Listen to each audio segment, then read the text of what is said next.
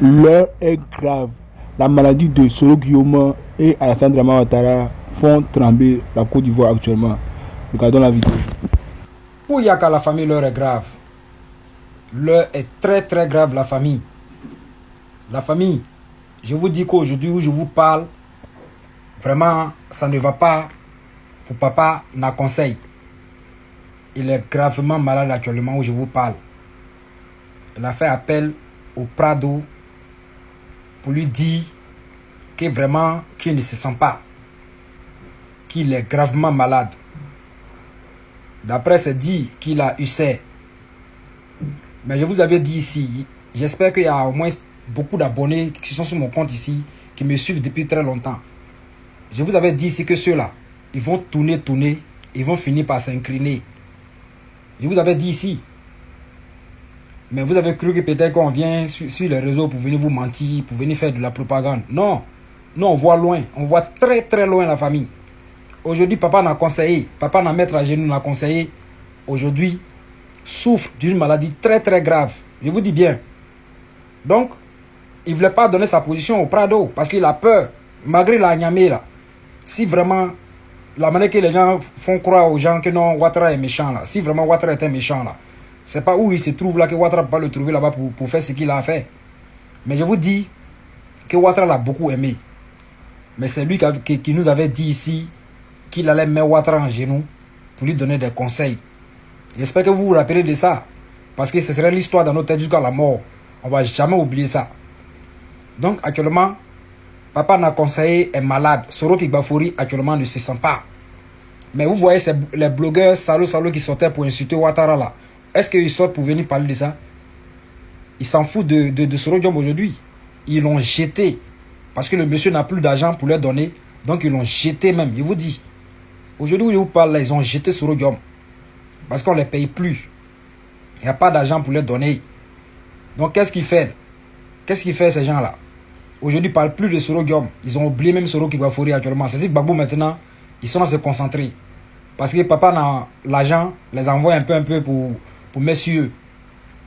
La famille, je vous dis bien et je veux que vous mettez ça en tête. S'il vous plaît, enregistrez la vidéo et partagez massivement. Mettez en tête et enregistrez. Toutes ces personnes qui ont menti sur Ouattara, qui ont dit de n'importe quoi sur Ouattara, la famille, je vous dis que toutes ces personnes vont s'incliner devant le président Ouattara. Ça commence un peu. Déjà, vos chefs, vous les Soroïm là, vos chefs déjà s'incliner déjà. C'est déjà bon. Mais on n'a pas confiance à lui encore. Ça, c'est fini. Nous, on n'a plus confiance à lui. Hein. Papa n'a mettre en genoux, n'a conseillé. Nous, on n'a plus confiance à lui. Et ça, c'est clair et net.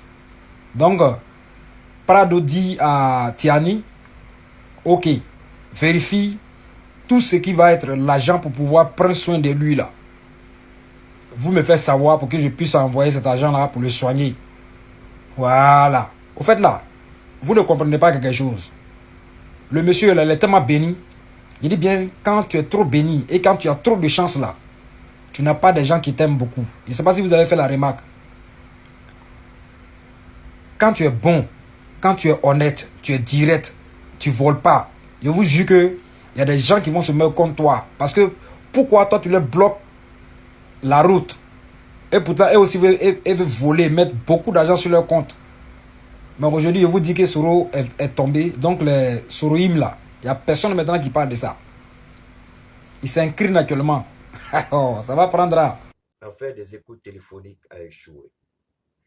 Tentative de destin. Après avoir fait échouer, ils ont fait un montage avec intelligence artificielle. En ce moment, la AI n'était pas aussi performant. Ils ont voulu recopier la voix de Sorodium interprétée. Tout le monde a vu tout ce que c'était du faux. Et ça n'était pas bon. Mais Ahmed Bagayogo a sa part de responsabilité à Gokulibali. Avec Amadou Soumaoro. C'est tous dedans. Et quoi? Ils ont échoué avec ça. Ils sont revenus après sur... Mais bien avant ça, il y a eu l'affaire des contingents 8400, c'est ça? Contingent 8000 combien? Les nouvelles armes qu'ils avaient quand ils ont pris Boaké et que le ministre d'Envoyé à l'époque était ministre de la Défense, il allait et puis l'ont séquestré pendant des heures. parce qu'ils auraient pris des armes dans une des résidences de Soultoussou la Boaké. On dit Soultoussou les complices et Soro est complice. Vous vous rappelez de tout ça. Je rappelle ces faits pour que vous compreniez bien. Donc, cette affaire d'armes, Soro, ça fait mal à Ouattara la réponse que Soro a donnée. Si vous vous souvenez, après ça, Soro était, il avait fait, il était allé en France, de la France, il allait en Russie. De la Russie, en venant, c'est son chargé de communication, Moussa quelque chose là. C'est Moussa qui l'a fait venir d'abord avant lui. Donc de la Russie, Moussa a fait stop à Abidjan, lui il a continué à Paris. Et Moussa a été interpellé. C'est le président Bédier qui est intervenu pour que le chef de communication de Soro Guillaume soit libéré. Donc cette affaire de Soro, c'est pas aujourd'hui. Alors, ce qui est dangereux maintenant, nous sommes dans le mois de jeûne, pour ceux qui sont musulmans. C'est là que vous devez vous poser la question. Ceux qui disent, nous sommes musulmans. Hier, ceux qui ont dit, parce que je suis musulman, je suis du Nord. C'est eux aujourd'hui qui demandent à des gens, sur la base du mensonge, sortir et véhiculer des calomnies. Mais moi, je dis toujours aux gens, détestez-moi, c'est votre droit le plus absolu. Mais le jour où vous serez dans votre tombe, croyez-moi, détestez-moi, haïssez-moi, ça n'aura aucune importance ni impact sur moi. Mais chaque acte de chacun, on sera coupable et responsable de nos actes dans la tombe. Si vous croyez que mentir comme ça, vous allez vous en tirer parce qu'il y a un idiot d'adultère de fils qui est à Abidjan et qui demande que vous faites ça pour des miettes. L'argent que Photocopie va vous donner là ne vous permettra jamais d'acheter une maison digne de ce nom, une voiture digne de ce nom. Vous habiller correctement, vivre décemment. Ce ne sont que des miettes dont vous aurez toujours besoin. Des miettes qui feront de vous, comment on appelle ça, des esclaves, des mendiants politiques. Vous serez toujours là pour qu'ils vous donnent des miettes, mais jamais suffisamment pour pouvoir vous en sortir. Ça, j'ai appris ça en politique en Côte d'Ivoire. Maintenir les gens dans une dépendance totale, faire croire qu'on fait quelque chose, mais en réalité, quand vous regardez l'argent, c'est combien? Donc, Soro, ça n'a pas commencé aujourd'hui. Et ça ne finira pas aujourd'hui. Mais non, ceux qui ont parlé beaucoup trop ont oublié qu'il fut un temps en Côte d'Ivoire, on avait parlé beaucoup trop aussi concernant celui qui est président aujourd'hui. Mais le président aujourd'hui, même s'il a rompu tous les pactes, il a rompu toutes les alliances, Dieu sait comment rembourser son coup à Ouattara. Ça, c'est entre Ouattara et Dieu. Tous les mensonges, là-bas, tout le Dieu des balles. Alors, si vous pensez que Soro ne sera pas président, peut-être que vous êtes assis avec Dieu puis vous avez parlé de ça. D'accord? Soro Guillaume, gravement malade. Famille, l'heure est grave et toute la vérité sur l'état de santé de Soro Kibafori Guillaume. Je prie à tout le monde de partager cette vidéo massivement, au maximum s'il vous plaît, et abonnez-vous à cette page, c'est très important. Selon les sources du RDR, du pouvoir d'Abidjan, des journalistes de Côte d'Ivoire qui affirment que Soro Guillaume a été évacué dans un hôpital à Niamey et qui sera transféré en Turquie. Le problème, c'est pas ça. Le problème, c'est que vous voulez nous étouffer la fête Nina Keïta là. Parce que vous là, vous voyez dans ce que les autres ne voient pas. Mais l'affaire qui est devant vous là, vous faites comme si vous ne voyez pas ça. Que Soro Guillaume soit malade ou pas, en quoi ça regarde les Ivoiriens? On s'en fout de ça au fait. Ce qui nous importe ici là, c'est l'affaire Epstein à Abidjan là. Parce que vous êtes en train de créer toutes sortes de buzz. Le RDA est en train de mettre tout en œuvre pour que les Ivoiriens passent à autre chose. Mais on sera sur l'affaire Nina Keïta là. On dit, il y a des jeunes filles qui ont disparu à Abidjan. Que Nina Keïta est la plus grosse proxénète en Côte d'Ivoire qui n'a jamais existé. Vous attendez quoi pour la virer de son poste? Parce qu'elle est DGA à geste aussi. Elle est la nièce d'Alassane Draman Ouattara. Vous attendez quoi? Le procureur attend quoi pour sortir le dossier? Vous nous venez nous parler de l'état de santé des Soro qui Guillaume. Qu'ils soient malades ou pas, en quoi ça nous regarde? Voilà. En quoi ça doit... Bon, actuellement, en quoi ça doit intéresser les Ivoiriens? Le silence du gars vous perturbe à ce point-là. Mais vous voulez lancer des fausses alertes sur la toile pour qu'on puisse... Parce que là, vous avez créé toutes sortes de buzz en Côte d'Ivoire. Ça ne prend pas. Rien ne va prendre. Les Ivoiriens disent, ils ont vu leurs enfants être vendus à des milliardaires. Les Ivoiriens disent, vous là, on commence à douter de vous. Les Ivoiriens disent, pourquoi le RDR est au sommet du dossier Epstein? Pourquoi tout le monde en parle sauf les journalistes de Côte d'Ivoire? Pourquoi vous ne menez pas des enquêtes profondes sur ce dossier-là? Hein? Pourquoi celle qui a passé son temps à liquider, à travailler avec l'un des plus dangereuses personnes qui existaient sur cette planète-là, pourquoi elle circule librement à Abidjan? Quel était votre rôle dans le dossier Epstein? Parce que les mails sont là. Vous nous sortez les histoires de Soro Guillaume est malade. Comme ça, les Ivoiriens vont être... On est plus bêtes, hein? Ça, c'était avant. Où on venait nous mentir qu'Alassane a rehaussé l'économie des pays des autres. Là. Ça, c'était avant. Hein? Où on disait qu'il avait bateau, d'argent, il avait des jets privés. Tous ces paflotages-là, c'était avant. On sait que vous êtes un parti de menteurs. Nous, on sait ça. Vous allez nous dire quoi qu'on va écouter 2 jours là. Venez ici, Nina Péoun là. Vous virez Nina Péoun pour qu'elle réponde devant les juridictions compétentes. C'est de ça qu'on parle ici. Merci. Il faut qu'il monte sa tête, Soro Guillaume. Quand il fallait faire la rébellion, on voyait ta tête tout le temps. Aujourd'hui, on dit que tu as déjà, si tu es vivant là, monte ta tête. Et puis si tu as déjà là, il faut l'enterrer dans l'AES. Hein. Si tu auras déjà là, ne nous ramenez pas un rebelle qui n'est pas une valeur pour la Côte d'Ivoire. Ne le ramenez pas en Côte d'Ivoire. Hein. L'AES, il vous demande pardon. Il faut nous dire combien va coûter sa tombe là. Combien va coûter son enterrement. Je m'occupe de ceux qui vont creuser le trou. Je paye pour ceux qui vont creuser le trou. Je paye pour ceux qui vont couper les bois pour le mettre dedans. Normalement, un individu comme ça, s'il est mort, il faut le mettre comme les Blancs, ils font là. Rentrez-le dans le four. Et puis occupez-vous de... Et puis les cendres là. Faut pas enterrer ça. On veut même pas voir les cendres sur la terre des Africains. Allez-y dans la mer. Parce que c'est un vagabond qui tournait, qui n'est jamais rentré dans son pays. Les cendres là, il faut les jeter loin, loin, loin, loin, loin, loin. Très loin même. Vous avez compris? Très, très loin. On ne peut même pas sentir. Et où dit ça? Toi, Kader Djarasouba, un Wibi de première catégorie comme toi, s'il vous plaît. S'il vous plaît. Voilà, touchez l'écran une fois comme ça. Vous voyez? Vous avez votre liste d'amis qui sort. Parce que, attendez. Attendez, hein. J'ai baissé un peu l'écran. Voilà, s'il vous plaît, touchez l'écran une fois. Vous voyez votre liste d'amis qui sort. C'est pas toute la liste. Vous connaissez déjà. Faites envoyer, envoyer, envoyer. Je veux pas qu'un seul soroïste reste en reste.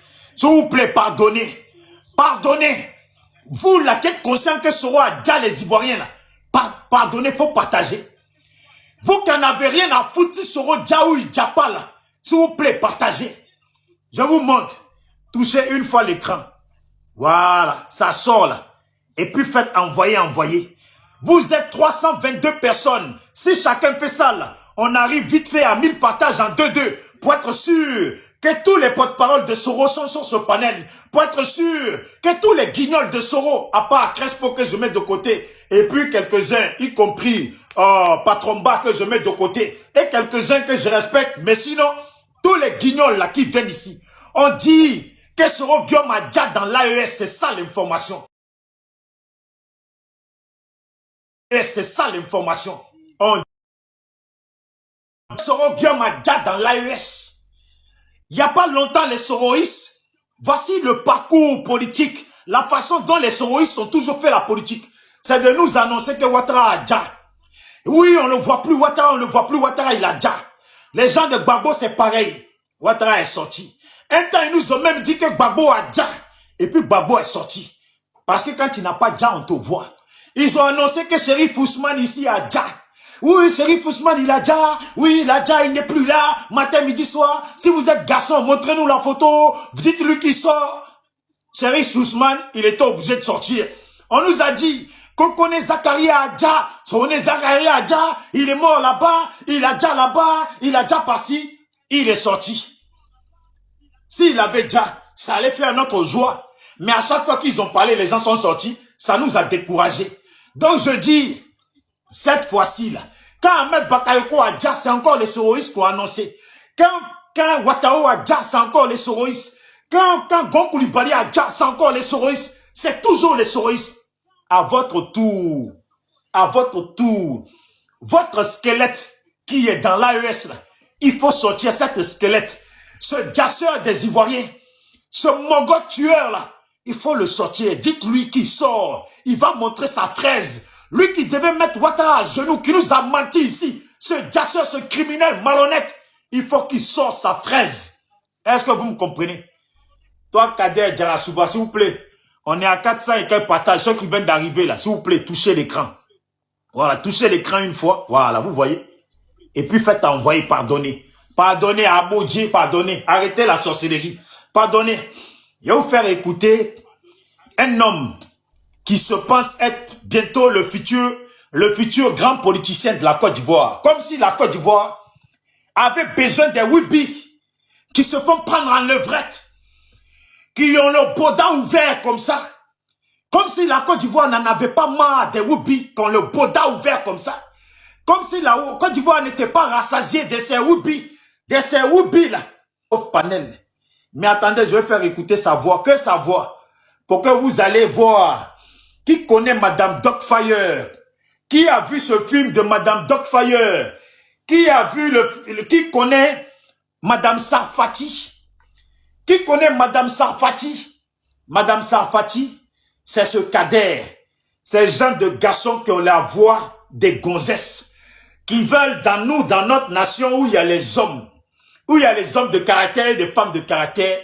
Nous, on voudrait un Woubi au milieu de nous dans une politique, au milieu de nous dans notre pays. Et vous faire écouter. Et puis, il se chante intellectuel. Ce Mogol-là, cet individuel-là. Pourquoi je dis individuel? Parce que individuel, ça va plus dans le sens d'une gonzesse. Cet individuel-là, voici les soroïstes, voici les panafricains, voici les gens qui veulent nous faire comprendre. Et c'est comme ça avec les Africains. Ils disent qu'ils luttent contre l'autre combattre là. Des gens qui sont censés combattre là, c'est leur livre qu'ils lisent et c'est ça qui vient nous enseigner, nous, les Africains. Vous voyez? Mais ne nous cite pas les écrivains africains. C'est toujours les bourreaux là, les livres des bourreaux qui lisent. Et puis les gens, les auteurs qui citent là. Mais ce sont des gens, à leur temps, quand ils étaient vivants, c'était des gens qui cautionnaient l'esclavage et la colonisation, la mise des Noirs dans des eaux humaines. Ce sont ces gens-là. Mais vous voyez, ce Kader, cet individuel, cette femelle Wibi là, il vient et puis il nous chante les écrivains. Kader, pays qu'on appelle la Côte d'Ivoire, il y a une chose que tu dois comprendre. Il est bon d'être allé à l'école. Il est bon d'être diplômé. Mais si tu es diplômé et que tu ne connais pas ton environnement, l'environnement dans lequel tu veux être un homme politique, là, c'est que ça ne vaut rien ce que tu fais. Ça ne vaut rien, absolument rien ce que tu fais. Parce que tant que tu n'as pas encore compris les Africains, le sens de l'avancée et de ce que réclament les Africains, là, tu n'as pas le droit et tu ne peux pas faire une politique qui va concerner les Africains. Sur un panel, on dit tu as laminé les gaines parce qu'apparemment tu parles bien le français. Mais il ne suffit pas ça pour concerner. Il ne suffit pas ça pour dire que tu veux gouverner l'Afrique. Quel Africain ici n'est pas sans savoir que la plupart des gens qui ont toujours été au devant de nos nations sont des gens qui se chantent d'avoir des diplômes, d'avoir des doctorats, d'avoir tous ces diplômes et cette intelligence. Mais ces gens-là ne se sont pas gênés de mener une nation dans la boue, dans la poussière. Leurs parents, leur population vivent dans la poussière. À l'école, les enfants, ils vont avec des chemises déchirées, des caleçons déchirés. Les écoles, il n'y a pas de banc, il n'y a rien. Qu'est-ce que tu nous apprends? L'Afrique a maintenant besoin des illettrés. L'Afrique a maintenant besoin des illettrés, ceux qui ne sont pas diplômés. Kader, si tu es arrivé avec ton intelligence, comme hier tu étais sur panel avec moi et puis tu chantais les louanges de l'intelligence, l'intelligence qui te porte. Mais l'intelligence qui te porte là n'a pas de valeur au sens propre et au sens réel et concret, n'a pas de valeur pour l'Afrique. Tu te vautres sur des intelligences et des diplômes que tu as eu grâce aux finances de sang des Ivoiriens versés par Soro Guillaume et des banques cassées par Soro Guillaume. C'est sur ça que tu te vautres pour te prendre pour quelqu'un, un homme politique. Toi, tu ne pourras jamais te comparer à moi en matière de politique. On n'a pas dit en matière de débat parce que tu as lu les livres de Blanc. Ça importe peu, ça, pour la nation africaine. Ça importe peu pour les nations africaines, Kader. Il faut bien que tu comprennes ça. C'est pour ça qu'on disait, Kader a laminé, laminé une personne dans la parole parce qu'on s'exprime bien. Qu'on se serait bien exprimé avec des mots qui dépassent l'entendement de son peuple. Est-ce que tu comprends?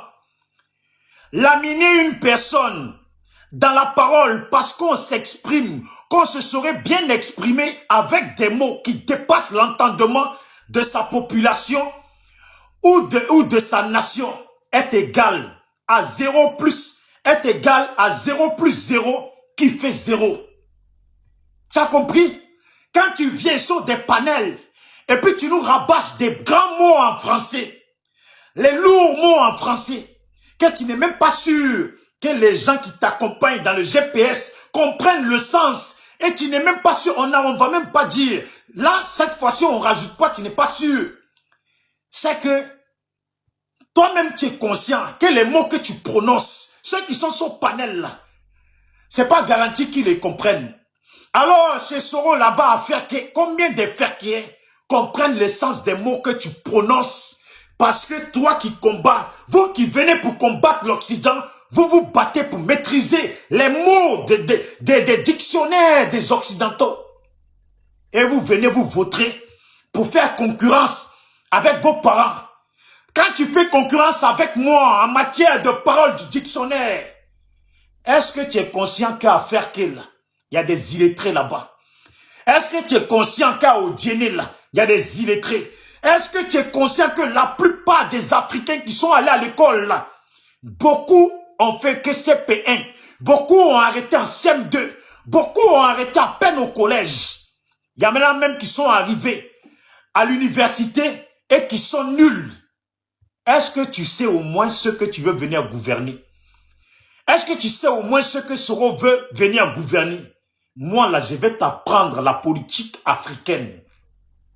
Je vais t'apprendre la politique africaine, la politique que les Africains ont besoin. On n'a pas besoin des grands mots. Les grands mots n'ont rien apporté à l'Afrique. C'est pour ça que je dis, quand ils ont dit que tu as laminé les gaines en parole, j'ai écrit hier, ça c'est moi ça. Laminer une personne dans la parole, parce qu'on s'exprime, qu'on se serait bien exprimé, avec des mots qui dépassent l'entendement de son peuple ou de sa nation, est égal à des populations pour lesquelles tu es censé lutter, là, ne comprennent pas le sens. C'est que tu n'es qu'un vendu qui n'arrive que pour faire des missions pour les Occidentaux. Parce que finalement, les mots que tu prononces là, les seules personnes qui peuvent les comprendre sont des gens de l'Occident. Et non les populations de Côte d'Ivoire. On prend de Yopougon à Bobo et puis etc. Peu sur 1 million, sur 10 millions, sur 30 millions. Peut-être que c'est 100 personnes qui comprennent tes mots. Tu viens faire ta politique pour qui? Kader, tu penses que tu parles mieux le français que Babo? Tu penses que tu maîtrises mieux le français qu'Alassane? Et pourtant, regarde-les quand ils s'expriment, quand ils sont en face de leur population. Ils utilisent même les mots en ouchi. C'est pour te dire que quand on fait une politique pour un peuple, il faut d'abord aligner son langage à ce peuple-là. Être sûr que ce peuple, de celui qui n'est pas allé à l'école mais qui comprend le français, là, être sûr que tout le monde va comprendre jusqu'au dernier qui n'est pas allé à l'école mais qui comprend le français. Est-ce que tu comprends? Je vais vous apprendre à faire une politique africaine qui est égale à l'Afrique. Est-ce que tu comprends? Je vais vous apprendre une politique qui est égale à l'Afrique. Moi, je ne suis pas là pour débattre, pour sortir les grands mots. J'ai des mots ici, j'ai les dictionnaires ici. J'ai des livres de droit ici. J'ai des livres de philosophie. Mais mon ami, je vais faire une politique qui regarde les Africains. Je vais faire une politique à l'égard des Africains. Je ne fais pas une politique à l'égard des Occidentaux. Alors, toutes ces choses-là ne m'intéressent pas du tout. Est-ce que tu entends, Kader? Avec ta voix de Woubi, on dirait qu'ils t'ont pénétré. Ils t'ont pénétré avec des morceaux de pilon. Je te dis, si tu veux faire la politique, fais la politique d'un garçon avec la voix de garçon. Tu as compris? La dernière fois, je me suis adressé à toi. Tu me vois, tu me trouves sur un panel. Est-ce que tu as vu Kader? Hier, quand tu es monté sur le panel, j'étais en train de parler. Les Wada et les Crespo, ils ont commencé à dire, bisous, bisous, il y a notre cadre qui est là. Attends, on va lui donner la parole. Tu as vu? Un homme qui n'est pas né pour rien, qui est né en tant que garçon. J'ai dit ici, là. C'est à moi j'avais la parole. Je finis de parler, après vous faites ce que vous voulez. Ils ont dit, non, non, même notre cas, j'ai dit, oh, c'est à moi de parler. Je t'ai fait comprendre que toi, la Kader, j'en ai rien à cirer de toi. Toi, tu n'es que Kader, en léchant les bottes de Soro Guillaume et en profitant de l'argent du sang des ouais, l'argent du sang de nos parents, l'argent du sang des Ivoiriens dans nombreux, l'argent du sang des Ivoiriens qu'ils ont mis dans des conteneurs. Kader, est-ce que toi, il y en a moi à comprendre? Est-ce que nous s'aimons, Kader? Est-ce que nous s'aimons? Quand tu me vois, ne cherche pas à te comparer à moi. Si tu veux te comparer à moi, parce que tu as lu des livres, tu as lu des grands écrivains, sache que ces grands écrivains que tu lis là, d'abord, sont pas africains. Et ces grands écrivains, quand les Africains souffraient là, ils étaient pour que les Africains et l'esclavage continuent sur les Africains. Et que les Africains continuent à être maltraités. Et puis à être mis dans des eaux humaines. Est-ce que tu es conscient que les livres des gens que tu lis, que tu viens nous citer là, ce sont des gens qui ont cautionné l'esclavage et la colonisation et le ramassage des Noirs pour aller les faire servir de chair à canon. Il n'est pas besoin de lire les livres des gens. J'ai un destin à construire. J'ai une vie à bâtir. J'ai une lignée à tracer. Et cette ligne-là, je ne lis pas le livre de quelqu'un pour vivre ma vie ou pour poursuivre ma route. Je ne cherche pas à avoir des diplômes. Parce que en tant qu'Africain, j'ai compris. Tu vas prendre Bozizé. Tu vas prendre Blaise Compaoré, Alassane Ouattara, Gbagbo. Comment il s'appelle encore? L'autre de... Le politicien africain le plus diplômé. Il s'appelait comment là déjà? Le président de Zimbabwe. Tous ces gens-là, ils ont été au pouvoir. Qu'est-ce qu'ils ont fait de l'Afrique? Qu'est-ce qu'ils ont fait? Tu veux nous apprendre ici que toi, tu es allé à l'école, tu es diplômé. Mais Kader, si toi, tu es diplômé, si toi, tu te trimbales des diplômes, mais on dit aussi que Soro Guillaume là est diplômé. Mais dis-moi, Soro Guillaume n'a-t-il pas été Premier ministre par 2 fois en Côte d'Ivoire? Qu'est-ce qu'il a fait? Qu'est-ce que ces diplômes-là lui ont poussé à donner à la Côte d'Ivoire? Qu'est-ce que les diplômes-là lui ont poussé à réaliser ou à faire que? Rien que dalle. Tout ce que ces diplômes, ouais, Robert Mugabe, merci beaucoup, c'était le politicien africain le plus diplômé, Kader. Tu n'arrives même pas encore à sa cheville. Mais ce monsieur a produit quoi? Il était têtu. Il a affronté tous les blancs. Il les a affrontés. Ça, c'est ça qu'il a produit. Il a chassé tous les blancs de sa nation. Il leur a enlevé les terres. Lui, au moins, là, on peut le lever haut. Mais Kader, Soro Guillaume, là, a été Premier ministre en Côte d'Ivoire, oui ou non? Sur Gbagbo, là, il a été Premier ministre, oui ou non? Sur Alassane, il a été Premier ministre, oui ou non? Qu'est-ce qu'il a produit pour la Côte d'Ivoire? Qu'est-ce qu'il a fait pour faire que? Ton Soro Guillaume s'est assis pour nous expliquer que lui, Soro Guillaume, lui qui bafouille Guillaume, on l'interdisait de porter le boubou. Et que lui, il était venu parce que les musulmans n'étaient pas aimés dans le pays. que les nordistes n'étaient pas aimés dans le pays. Voici le mensonge qu'ils sont partis servir à Kadhafi. Mentir à un grand homme comme Kadhafi. Alassane Ouattara, et Allah, et Dieu, et Seigneur, et Seigneur. Je vois des gens qui parlent quand on dit non que Draman est malade, que non, voilà, il est couché quelque part là-bas, il est en train de se faire percer par vous savez de quoi je vais parler. Je vois des gens qui viennent me dire non, hey, c'est la haine, c'est un être humain, vous allez partir avant lui, Dieu est avec lui, et vous êtes des maudits, hein. Pour le RHDP là, ou bien les RDR, tous ceux qui ont les noms bizarres là, je peux les comprendre.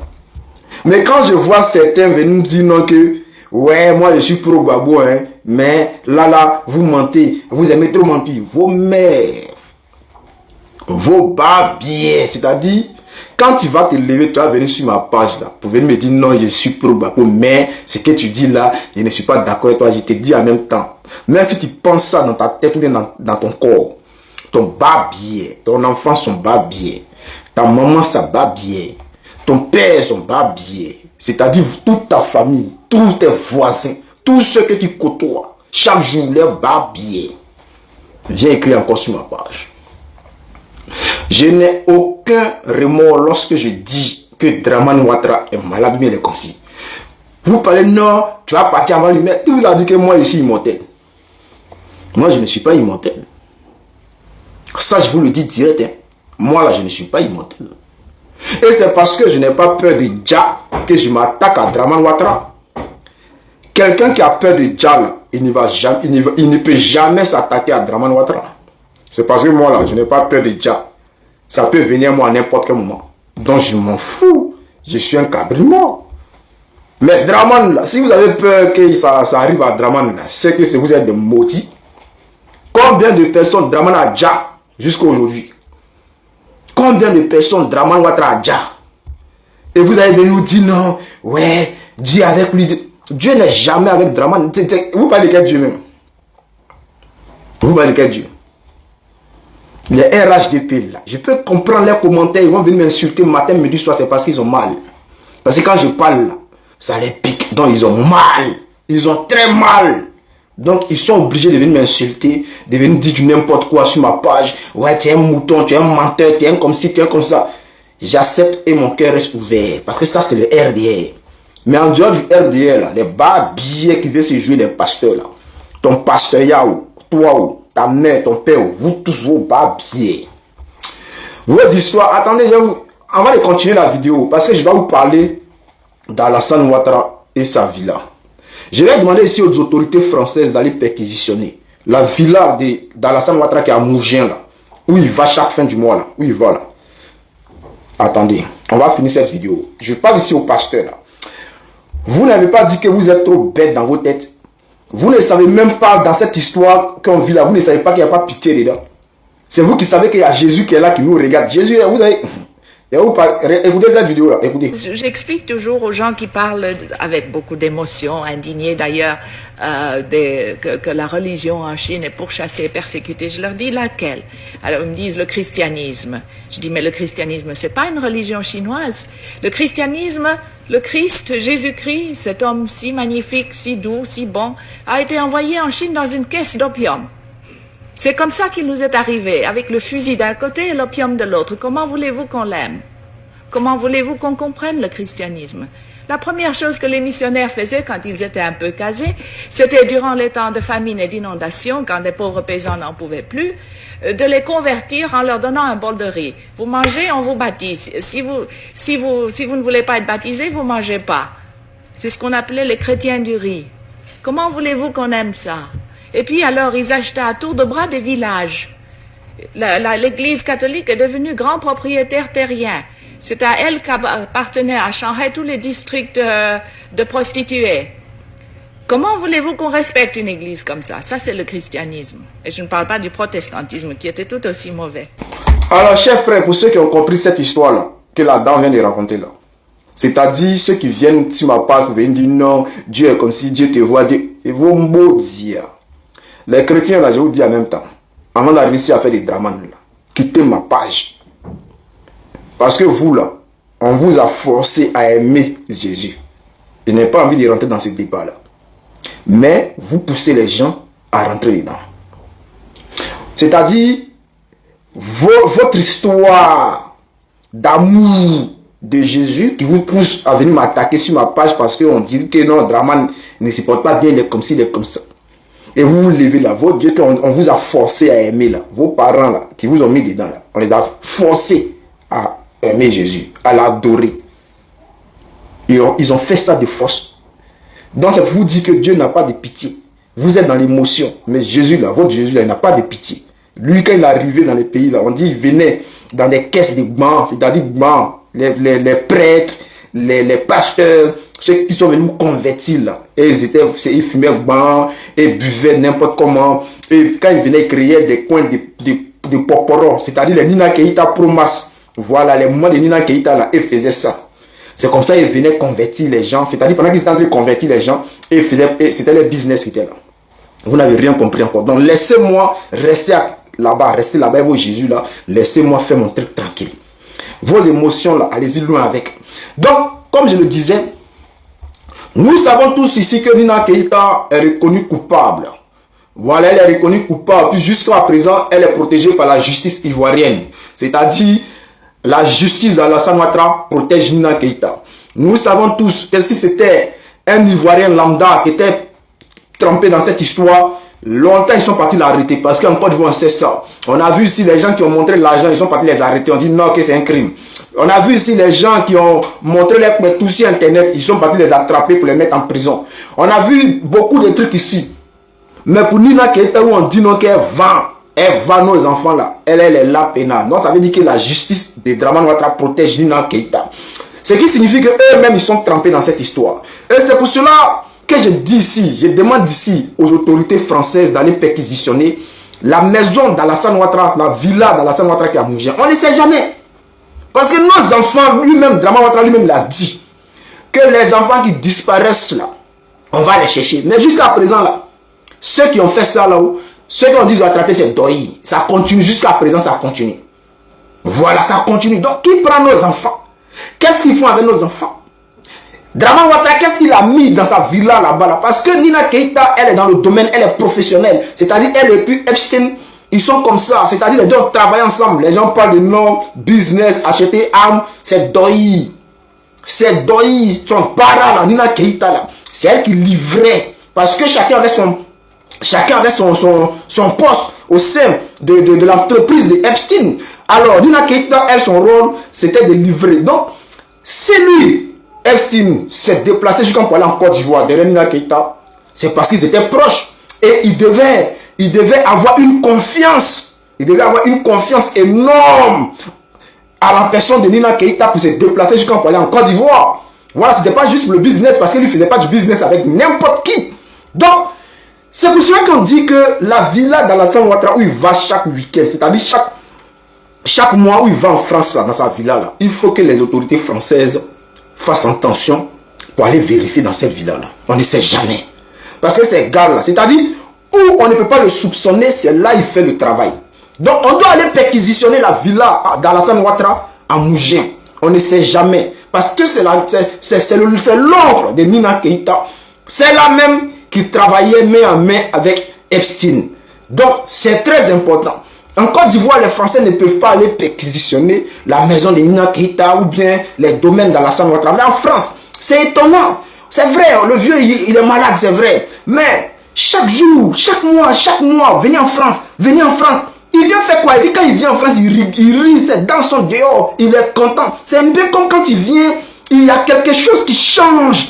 Ce n'est pas le soignement seulement. Ce n'est pas les piqûres, l'adrénaline qu'on met dans son corps, mais il y a quelque chose qui n'est pas net. Et c'est pour cela qu'on demande aux autorités françaises d'aller perquisitionner sa maison. On ne sait jamais.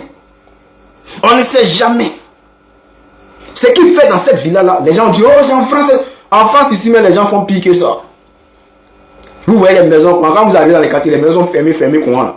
Mais, 2, 3, un jour, quand vous allez vous lever, ils vont vous dire, une maison, ça là, voici ce qui s'est passé, voici ce qui s'est passé dedans.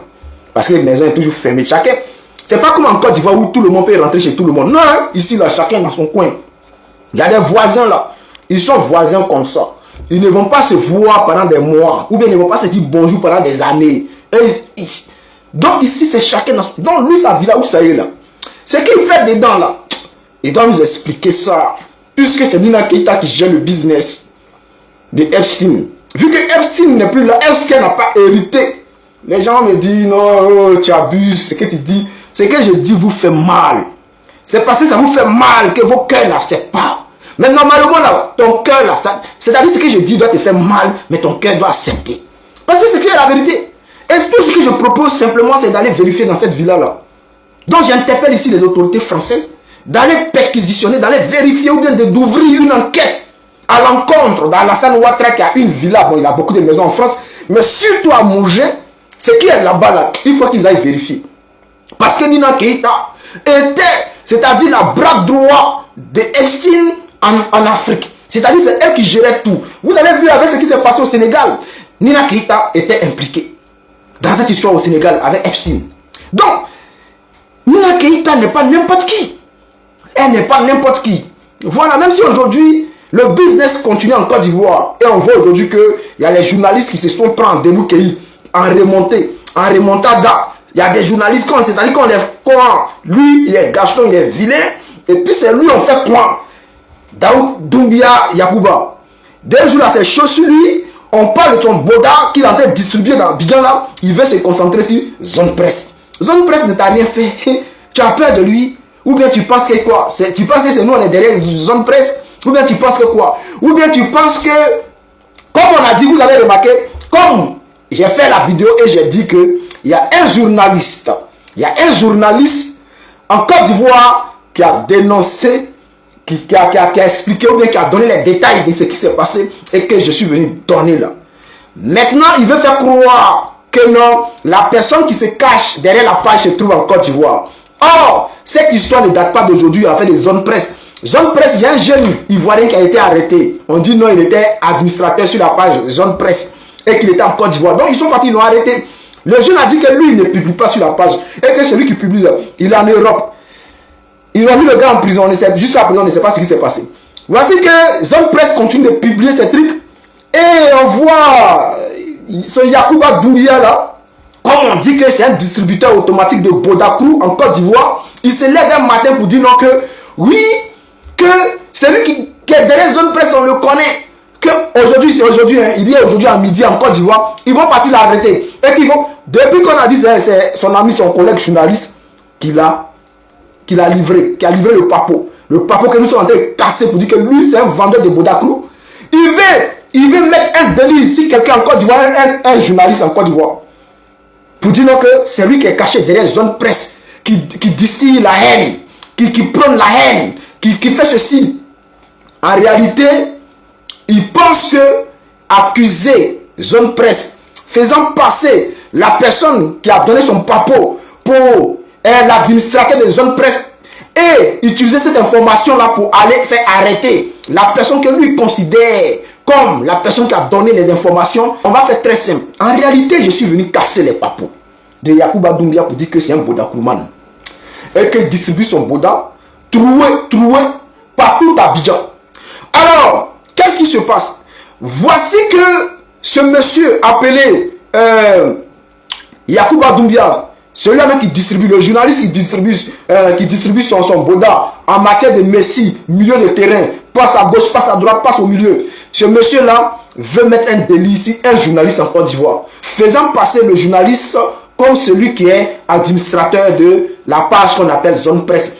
Et il a mis sur sa page que cette page-là prône la haine, cette page-là distille la haine en Côte d'Ivoire et que cette page est dangereuse et que cette page veut créer des conflits en Côte d'Ivoire, que Zone Presse a toujours eu la même communication jusqu'à aujourd'hui. Même là, il a dosé un peu, mais en réalité, il veut faire arrêter un journaliste en Côte d'Ivoire et le seul moyen qu'il a trouvé, c'est d'aller faire croire aux Ivoiriens que c'est ce journaliste-là qui se trouve derrière Zone Presse. En réalité, c'est Doige. Il veut faire arrêter un gars gratuitement. Celui que tu vas arrêter là, c'est pas lui qui a donné le papo. Donc arrête tes bêtises. Arrête ça, Yacouba Bodakrou. Yacouba Bodakrou, arrête ça. Troué, arrête ça. Champion. C'est-à-dire, tu as chié dans la direction du vent. selon mon collègue, mon ami, mon frère, tu viens de chier dans la direction du vent. Et si tu t'amuses, Yacouba, le journaliste que tu vas arrêter là, ce n'est jamais lui qui a donné l'information. Voilà. Donc tout ce que tu es en train de faire là, c'est Doyi. Voilà. Donc, celui que tu penses que c'est lui là, ce n'est pas lui. Celui que tu ne penses pas que c'est lui là, c'est lui qui a donné l'information de ton boda. Donc, chers frères, chers camarades, pourquoi je demande à ce que la villa d'Alassane Ouattara à Mougins soit perquisitionnée? Parce que Nina Keïta, elle fait partie du clan de Epstein. Ceux-là même qui ont créé l'organisation de distributeuses automatiques de petites filles dans ce monde entier. L'affaire Epstein est une affaire qui concerne le monde entier. Et Nina Keïta est au centre de cette affaire. Et c'est pour cela qu'on demande aux autorités françaises d'aller perquisitionner les maisons d'Alassane Ouattara, surtout la villa d'Alassane Ouattara à Mougins. Chaque fin du mois, le monsieur, lui, il est président en Côte d'Ivoire, mais chaque fin du mois, il va dans cette villa-là. Qu'est-ce qu'il va faire? Et avec qui il va? Et qu'est-ce qui se passe dans cette villa? Est-ce qu'Alassane Ouattara est devenu le Epstein de l'Afrique de l'Ouest? Parce qu'on sait que Nina Keïta, elle a les moyens de ça. Elle connaît le mouvement. Elle sait comment ça se passe. C'est elle qui gère du côté Afrique pour Epstein. Aujourd'hui, Epstein n'est plus là. Mais elle a progressé dans le domaine jusqu'à elle a eu même des postes. Aujourd'hui, elle gère des entreprises en Côte d'Ivoire. Elle est à la tête des entreprises de nos pétroles, de nos gaz. C'est elle qui gère. Mais qu'est-ce qui se passe? Comment une distributeuse automatique de Bodakrou, de petites filles, peut aujourd'hui devenir chef d'entreprise? On ne comprend pas. Comment elle peut gérer une entreprise d'État? Quelqu'un qui n'a pas fait les bancs, quelqu'un qui n'a pas de diplôme de ça. C'est-à-dire le fait de distribuer, si elle n'a pas de pression sur Alassane Ouattara, si elle n'a pas de pression sur le gouvernement, à quel moment on lui donne ce genre de poste? Est-ce que Nina Keïta aurait des preuves accablantes contre Alassane Ouattara et le gouvernement? Et c'est pour cela qu'on lui donne ce genre de poste. Alors, chers frères, chers camarades, beaucoup de questions restent en suspens. Qui est Nina Keïta? Que fait-elle dans la vie? Pourquoi d'un coup comme ça, du jour au lendemain, elle devient chef d'entreprise en Côte d'Ivoire? Elle gère aujourd'hui nos pétroles, nos gaz. Qu'est-ce qui s'est réellement passé? Qu'est-ce qui se passe? Cette fille est dangereuse. Elle est dangereuse. Et vu qu'Alassane Ouattara marche avec elle, main dans la main, bras dans bras, coude dans coude, côté de côté, ça veut dire qu'il y a quelque chose qui ne va pas. Lui, Alassane Ouattara lui-même, il faut vérifier. Il faut aller vérifier dans sa villa à Mougins. Parce que c'est là-bas qu'il passe le plus de temps. Est-ce que lui aussi, il n'est pas dans cette histoire de Bodakrou de petit? Bon, lui, on sait. Bon, selon les informations, il paraît que lui-même, Draman, on dirait Yacouba Doumbia. Non, chers frères, je ne vais pas dire, je vais pas en dire trop, pour ne pas que ça dure. Parce que je vais prendre le temps d'étudier le dossier et je vais ressortir. Cette histoire de la résidence d'Alassane Ouattara à Mougins, je crois que si jamais les autorités françaises écoutent ma vidéo et qu'ils ne vont pas faire ce que j'ai demandé, je serai obligé d'appeler encore. D'appeler parce que là c'est une vidéo que j'ai faite. Mais je pense que je vais appeler directement pour expliquer le problème.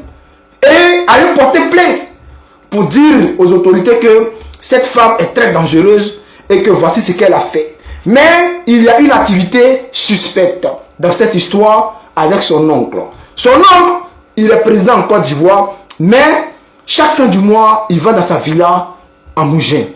C'est vrai, il paraît-il qu'il serait malade. On n'en disconvient pas. Mais il y a des hôpitaux en Côte d'Ivoire que lui-même il a dit sont meilleurs que ceux de la Suisse. Pourquoi il ne se fait pas soigner là-bas? Et pourquoi chaque jour, chaque mois, il va à Mougins? Cette question reste posée. Il faut vérifier. Alors, chers frères, chères autorités françaises, si vous ne voulez pas vérifier ça, je vais encore toucher la haute cour de justice française pour essayer de voir clair dans cette histoire d'Alassane Ouattara. Pourquoi chaque mois, chaque fin du mois, il est dans cette villa-là. Il va nous expliquer. Alors, chers frères, chers camarades, si tu crois que Dramane Ouattara fait partie de cette histoire, alors n'oublie pas, mets un pouce et